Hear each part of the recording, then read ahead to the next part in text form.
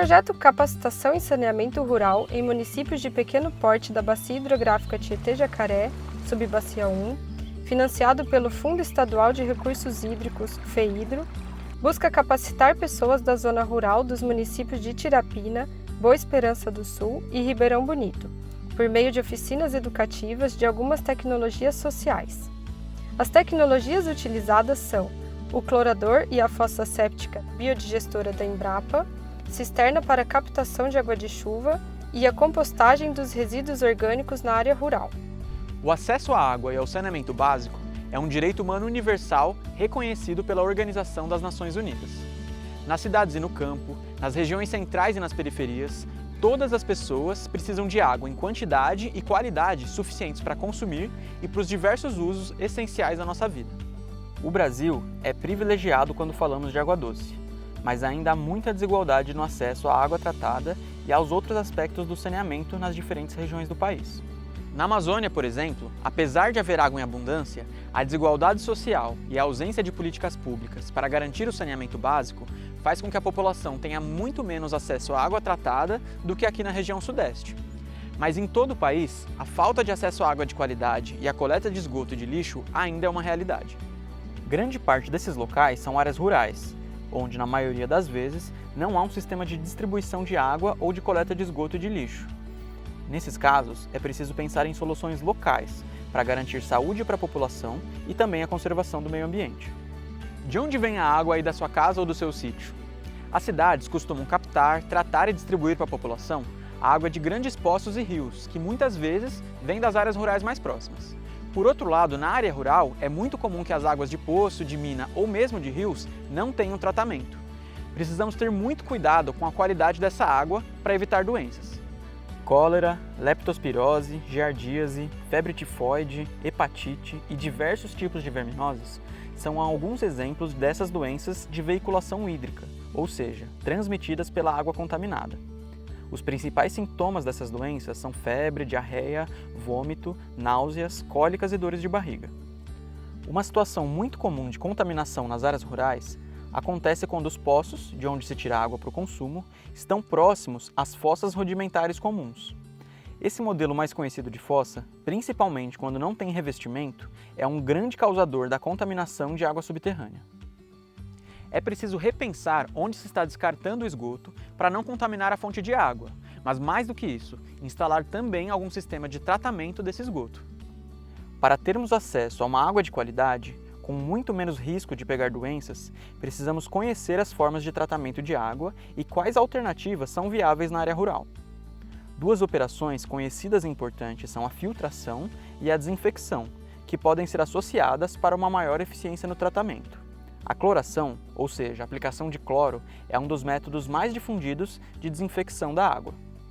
Estamos aqui em Boa Esperança do Sul, chegando na casa do Sr. Edson e da Dona Ivanete, para conversar um pouco sobre a qualidade da água e apresentar um sistema de cloração que chega na caixa d'água da casa.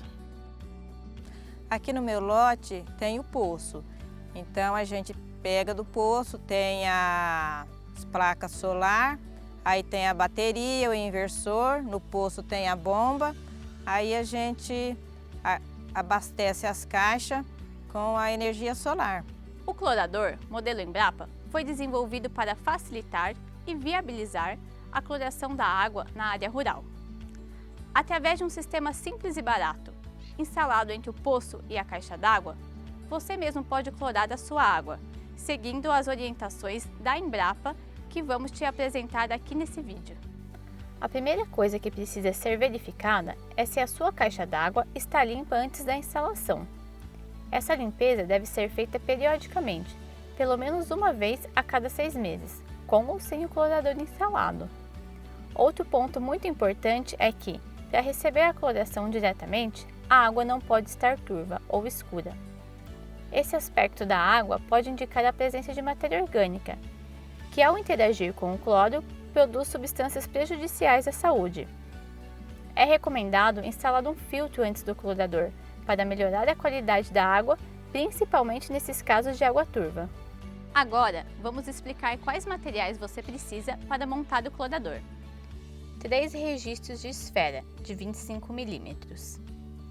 3 pedaços de 10 cm de tubo de PDC soldável de 25 mm, 4 pedaços de 5 cm de tubo PVC soldável de 25 mm, 2 T's de PVC soldável de 25 mm, uma bucha de redução de PVC soldável de 50 por 25 mm, um cap de PVC soldável de 50 mm. Você também vai precisar de lixa e de cola para PVC para realizar as conexões. Lixando a ponta externa dos tubos e a região interna dos registros, T's e a borda de redução, você aumenta a aderência da cola PVC. Monte as peças nessa disposição indicada.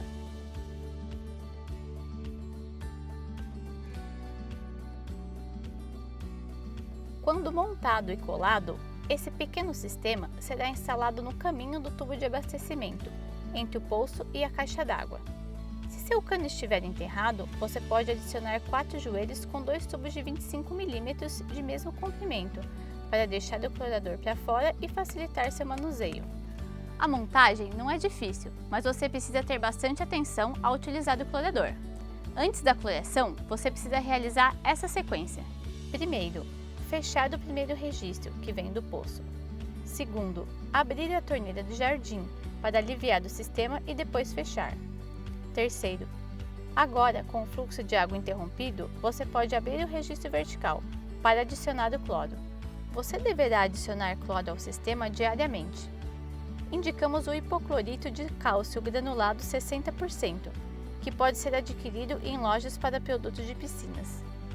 Dilua 1 colher de café rasa com cloro granulado em um copo pequeno de água, na parte de cima do clorador, ao abrir o cap ou tampa do sistema. Com o cloro adicionado, você deve fazer o caminho inverso, fechar o registro vertical novamente, abrir a torneira e, por fim, o registro de entrada da água. Além disso, para garantir que o cloro faça efeito na água que você deseja consumir, também é recomendado que você aguarde pelo menos 1 hora, mas preferencialmente 2 horas entre o momento que faz a cloração e o consumo da água.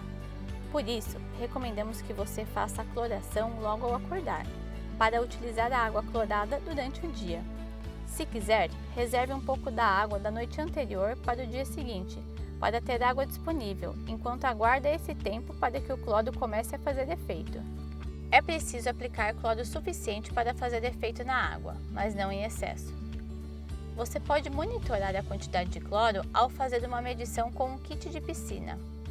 É desejável que a concentração mínima seja de 0,2 mg.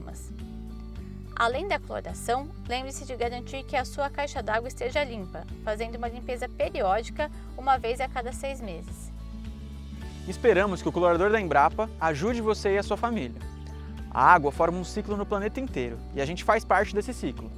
A água tratada faz bem para a nossa saúde e tratar o nosso esgoto faz bem para a saúde da água e de quem mais precisa dela. O clorador vai me ajudar bastante, porque eu tinha essa dificuldade, não sabia como pôr, se eu colocaria no poço o cloro, se era na caixa. Sempre eu tive essa dúvida. Para mim foi ótimo isso.